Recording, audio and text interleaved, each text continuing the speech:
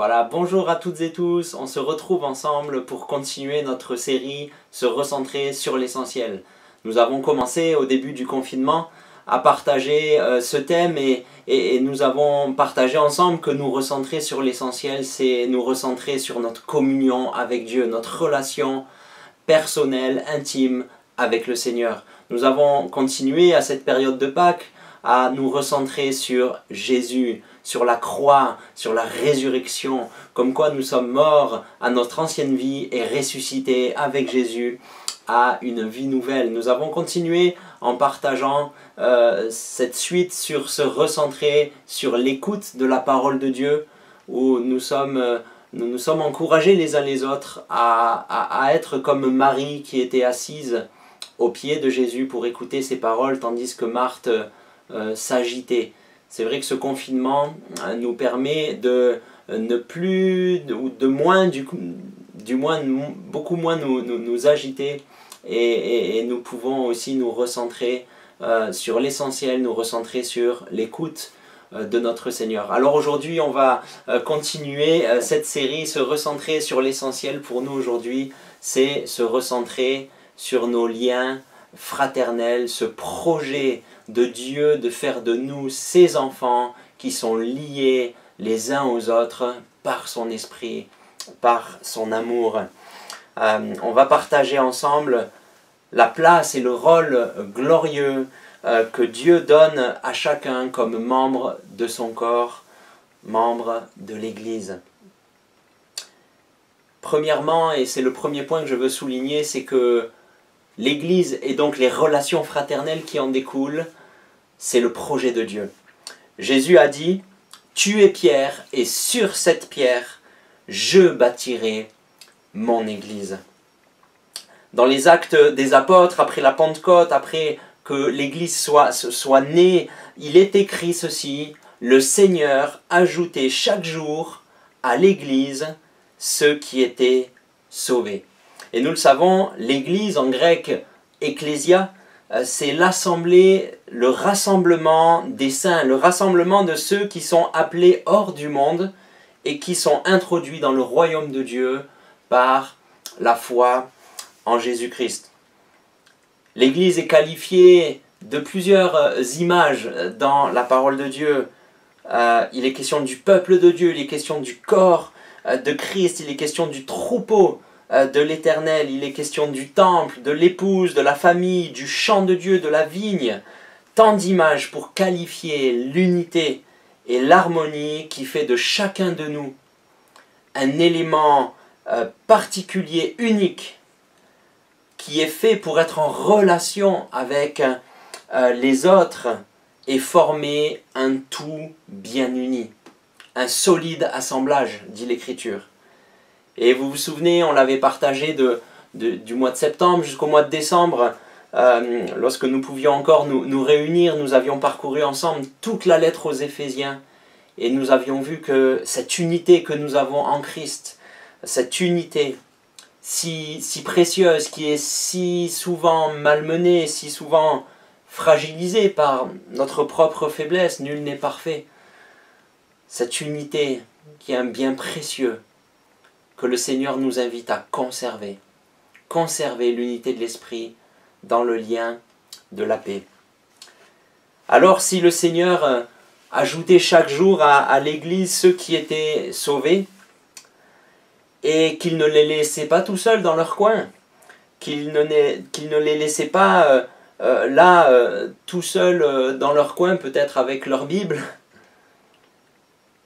c'est bien pour nous montrer que c'est son projet, c'est son plan, que nous soyons en relation étroite, profonde, sincère, solide, ensemble, afin de grandir ensemble, afin de pouvoir arriver ensemble à destination.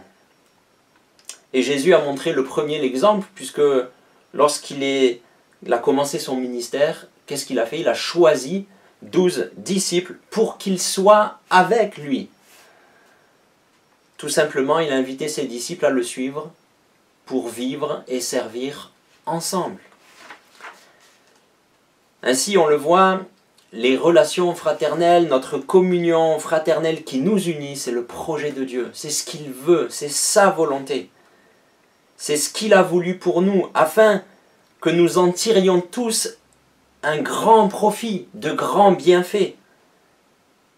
Et avouons-le, frères et sœurs, quelle grâce nous avons pu vivre lorsqu'un frère, une sœur a pu vraiment nous soutenir, nous entourer, prier pour nous, nous accompagner, nous réconforter, nous consoler.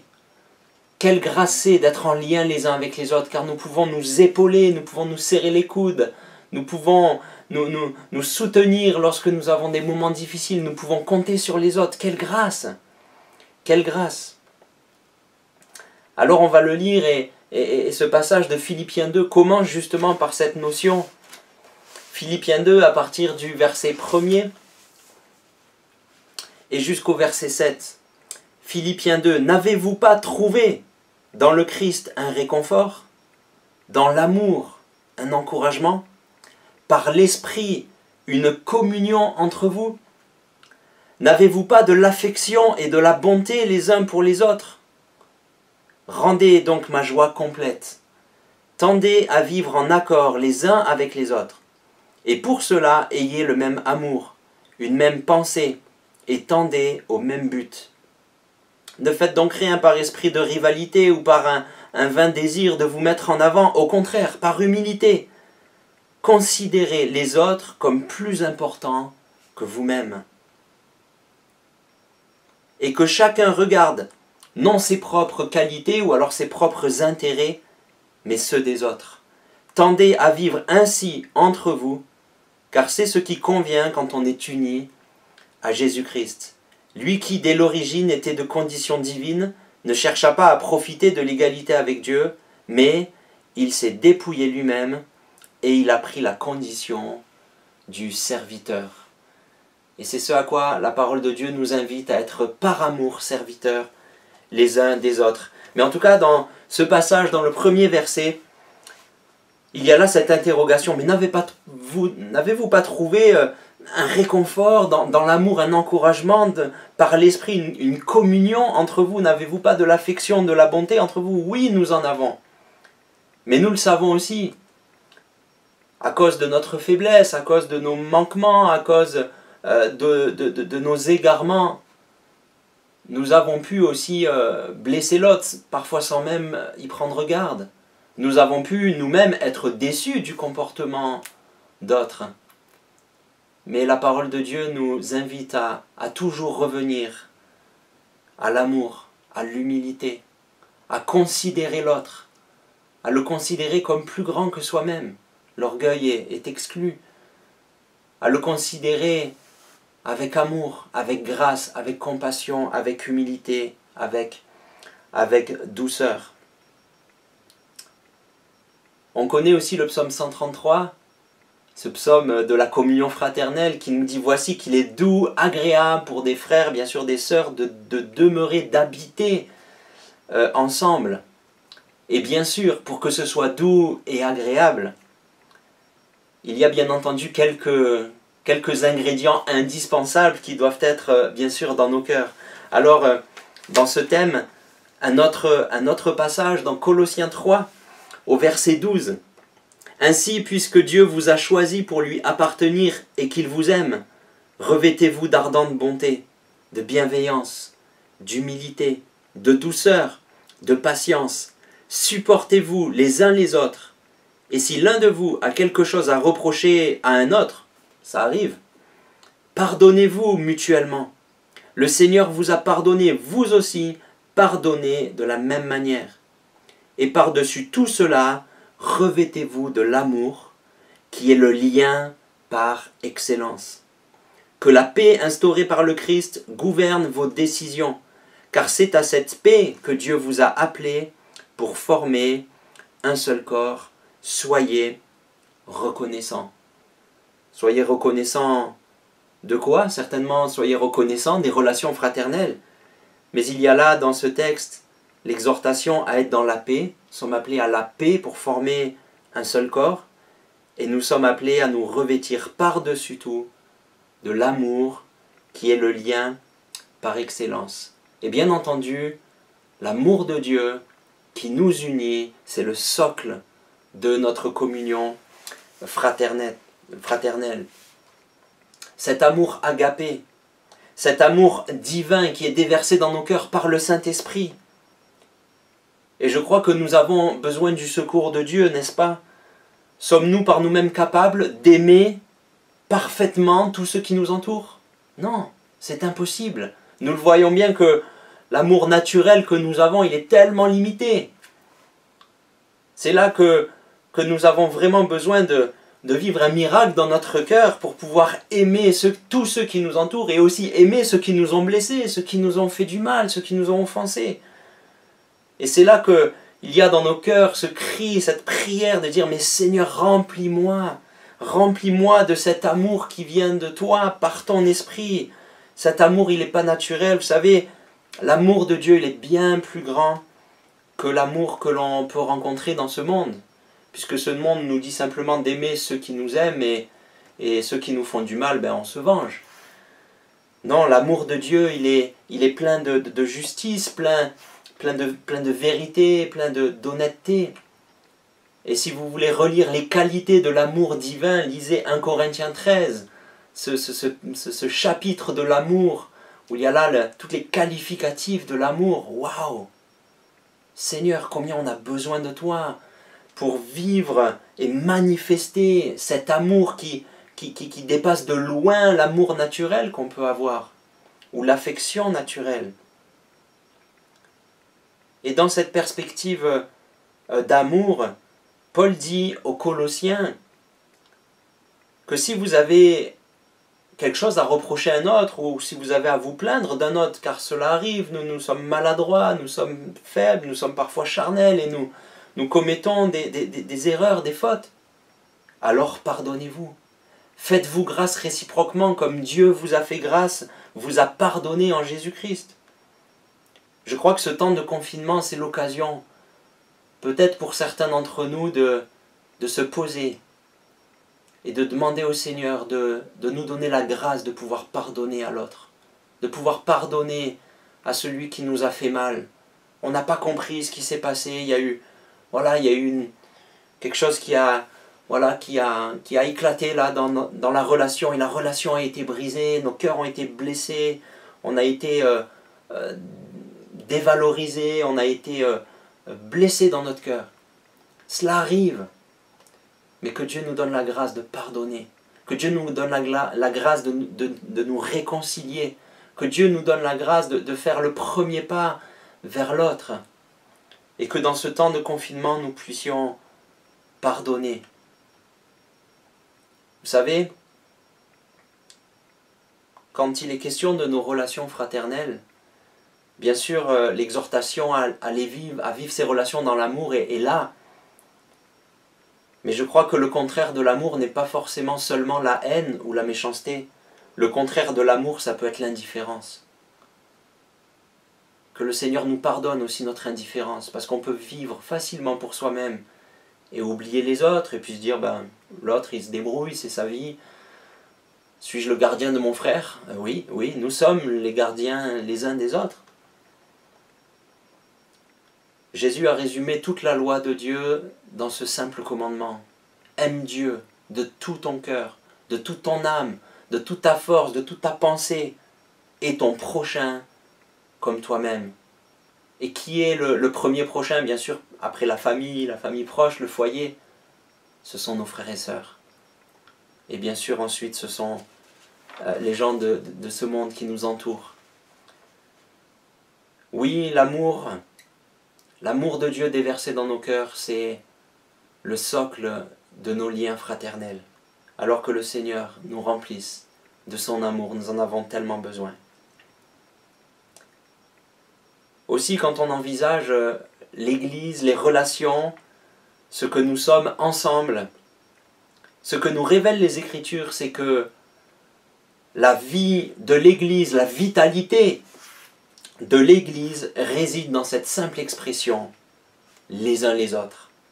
Ou alors, les uns envers les autres, les uns pour les autres, etc., tout ce qui en découle. Et on peut le trouver des dizaines de fois dans le Nouveau Testament.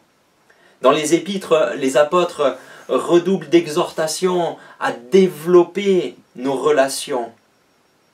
Vous savez, parfois on peut se dire « Ah, l'Église n'est pas assez vivante, l'Église n'est pas assez ceci, pas assez cela », mais je vous le dis tout simplement, frères et sœurs, si vous voulez une Église vivante, alors développez les relations fraternelles.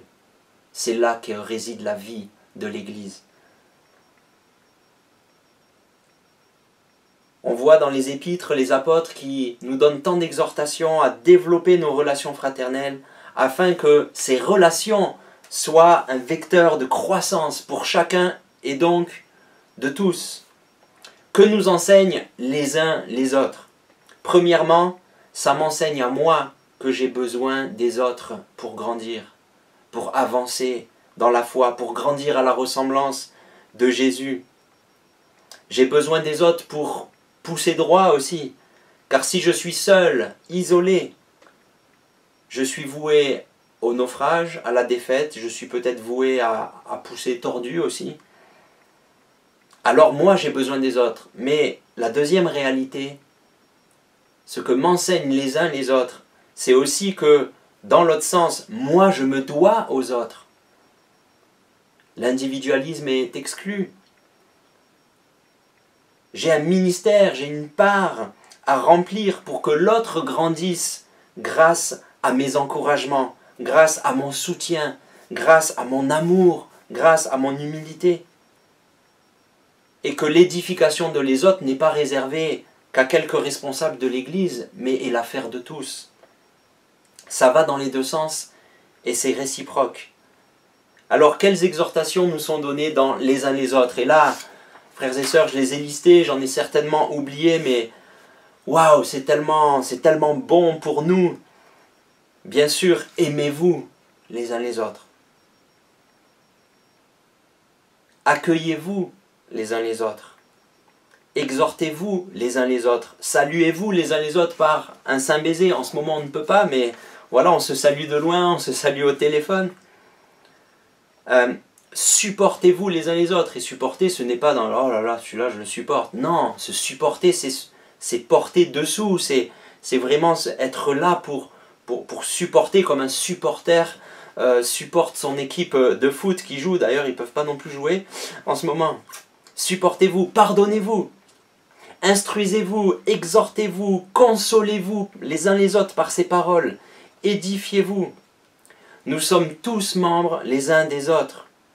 Nous sommes appelés à avoir soin les uns des autres. C'est tout ce qu'on trouve dans la parole de Dieu.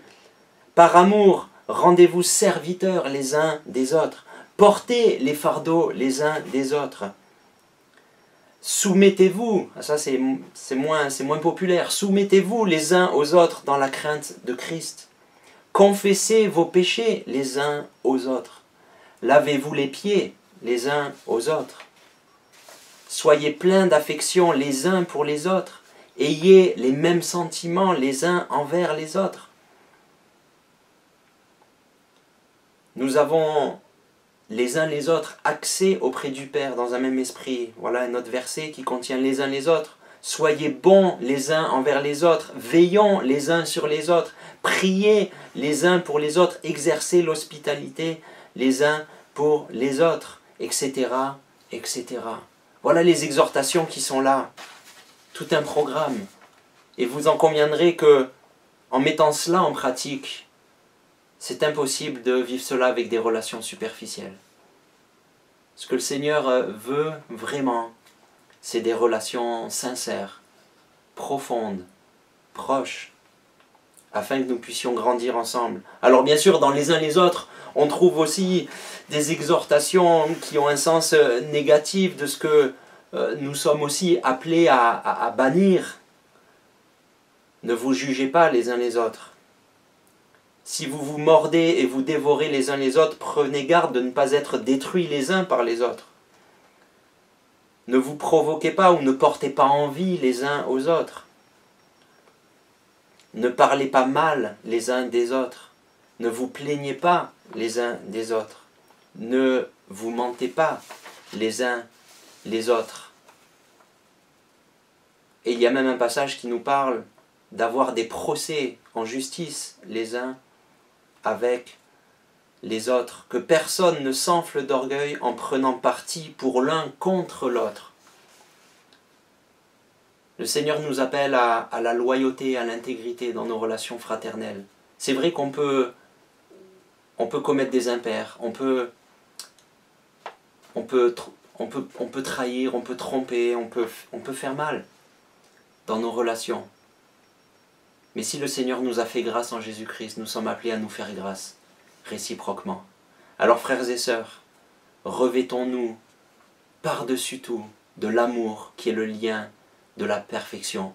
Rappelons-nous que les relations fraternelles, c'est le projet de Dieu pour chacun de nous, pour que nous puissions grandir ensemble. Que ce que le Seigneur nous donne aussi pour que ces relations fraternelles portent leurs fruits et soient un vecteur de croissance, la base, c'est l'amour. L'amour, l'amour et l'amour. Alors demandons au Seigneur de nous remplir de son amour.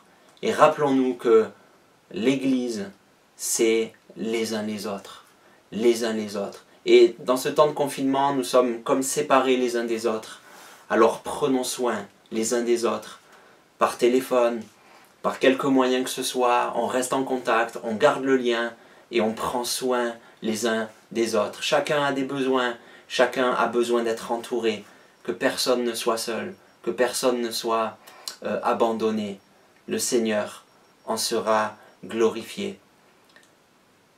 Et avec cela, je crois que l'ingrédient principal par lequel nous pouvons aussi nous édifier les uns les autres, c'est la parole de Dieu. Colossiens 3, la suite de ce qu'on a lu tout à l'heure, Colossiens 3 au verset 16, nous dit ceci: que la parole de Christ réside au milieu de vous dans toute sa richesse, qu'elle vous inspire une pleine sagesse pour vous instruire et vous avertir les uns les autres, et pour chanter à Dieu de tout votre cœur des psaumes, des hymnes et des cantiques inspirés par l'Esprit, afin d'exprimer votre reconnaissance à Dieu. Dans tout ce que vous pouvez dire ou faire, agissez au nom du Seigneur Jésus, en remerciant Dieu le Père par lui. Frères et sœurs, nos relations fraternelles sont un grand bienfait. Alors, protégeons-les, vivons-les avec la grâce de Dieu. Que nous soyons pleins d'amour les uns pour les autres. Que le Seigneur nous vienne en aide. Nous voyons bien que nous sommes faibles pour cela. Mais il le fera si nous lui demandons sincèrement. Soyez bénis, restez connectés et à très bientôt.